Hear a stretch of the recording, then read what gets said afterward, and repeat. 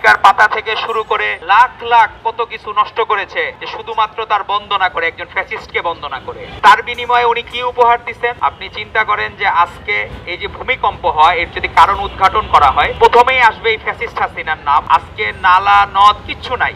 আমরা যখন, আপনারাও যখন, সাংবাদিক বন্ধুরাও যখন এখানে দেখতেন যে এই জায়গায় নদী নালা খাল সব ভরাট করে ফেলেছে। হাসিনা শুধু স্বৈরাচার তন্ত্রই উপহার দেয় নাই, সে বাংলাদেশকে উপহার মানে এটা কার্স বলা যায়, অভিশাপ। এই ভূমিকম্পের অভিশাপও হাসিনার অবদান ছিল।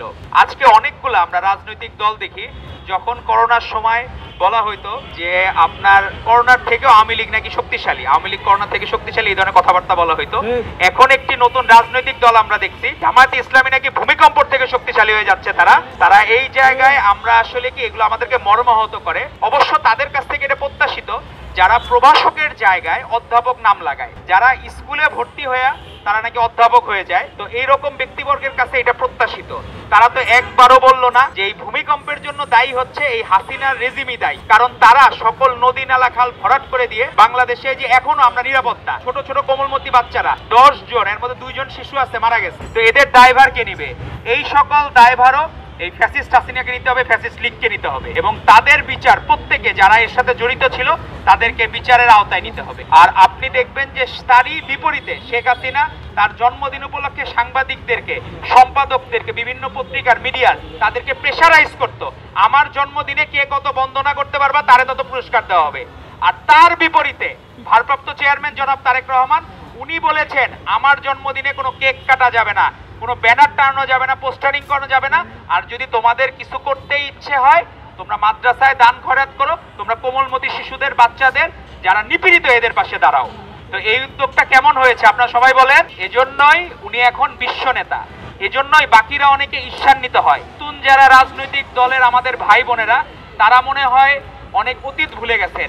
আজকে বেগম খালেদা জিয়া নারী শিক্ষার প্রসারের জন্য যে কাজ করেছেন, আজকে অসংখ্য মা বোন, এই জেনারেশন তার আগের 2-3 জেনারেশন আগে শুধুমাত্র বেগম খালেদা জিয়ার জন্য উনি প্রাইমারি থেকে শুরু করে ইন্টারমিডিয়েট পর্যন্ত বিনা শিক্ষায় যে চালু করেছিলেন, তার কারণেই কিন্তু এরা শিক্ষা গ্রহণ করতে পেরেছে এবং আমরা শিক্ষিত মা পেয়েছি। আমার মাও যে শিক্ষা গ্রহণ করেছেন, আমার যারা এখানে যারা আছেন বেশিরভাগ মায়েরা শিক্ষা গ্রহণ করেছেন, এর পেছনে অবদান ছিল বেগম খালেদা জিয়ার।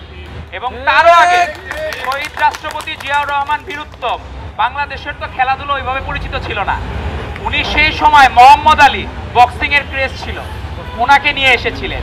তো আমরা আশা করব আমাদের ভারপ্রাপ্ত চেয়ারম্যান জনাব তারেক রহমান দেশে আসলে আপনারা এই যে এখন যাদেরকে দেখেন এই বিদেশি শিল্পী আনা, এগুলো বন্ধ হয়ে গেছে। সবার আগে বাংলাদেশ গতবার কনসার্ট করেছে। তো আমরা ভাই ভারতপন্থীও না, আমরা পাকিস্তানপন্থীও না, আমরা শুধু বাংলাদেশপন্থী। তো এই জন্য আমাদের মাথায় রাখতে হবে যে আমরা যাতে বাকিদের ধার কর্য করে আমাদের আর কোনো কিছু করতে হবে না। আর আমরা আশা করব এই যে ফুটবলে দেখেন আপনি ভারতকে হারিয়ে দিল বাংলাদেশ, এটি একটা কিন্তু মানে বিরাট একটা ঘটনা যে ভারতকে হারানো, মনে হয়েছে কি আমরা যুদ্ধে জিতে গেছি, এরকম একটা ফিল হয়েছে সবাই। ভারত হারা মানে আমরা যুদ্ধে জিতে গেছি। তো আমাদের এই যুদ্ধ জয় এবং ভারত বধ এই বারবার হবে ইনশাল্লাহ। ফ্যাসিস্ট হাসিনা নাই মানে আমরা বারবার খেলাধুলায় ভারতকে বধ করতে পারবো। এবং আপনি দেখেন যে ভারতীয় পণ্য এগুলোর কিন্তু কোয়ালিটি অত ভালো না, কিন্তু এক সময় কি এই হাসিনা এই ভারতীয় পণ্য আমাদের উপর চাপিয়ে দিত। আপনি মিরপুর বেনারসি পল্লীতে যান, দেখবেন আমি ছোট্টবেলায় যখন মায়ের সাথে যাইতাম ওই বেনারসি পল্লীর বেশিরভাগ শাড়ি দেখতাম যে ইন্ডিয়া থেকে আনা। কিন্তু আপনারা কি বিশ্বাস করেন বাংলাদেশের জামদানি এখনো ওয়ার্ল্ডের ওয়ান অফ দি বেস্ট? তো বাংলাদেশের জামদানিকে আমরা প্রমোট করতে পারি না। তো আমরা চাবো এই যে আজকে যে উদ্যোগ নিয়েছে শহীদ সোহরাওয়ার্দী মেডিকেল কলেজ ছাত্র দল, এই ক্রিকেট ব্যাট, এই ব্যাটটাও কিন্তু বাংলাদেশে তৈরি। তো আমরা বাংলাদেশকে প্রমোট করার জন্য বাংলাদেশি পণ্যকে প্রমোট করাই হোক আমাদের মূল মন্ত্র।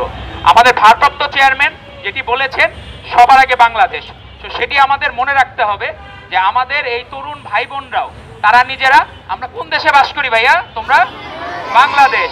তাহলে আমাদের নেতা তোমাদের তারেক আঙ্কেল কি বলছেন যে সবার আগে বাংলাদেশ।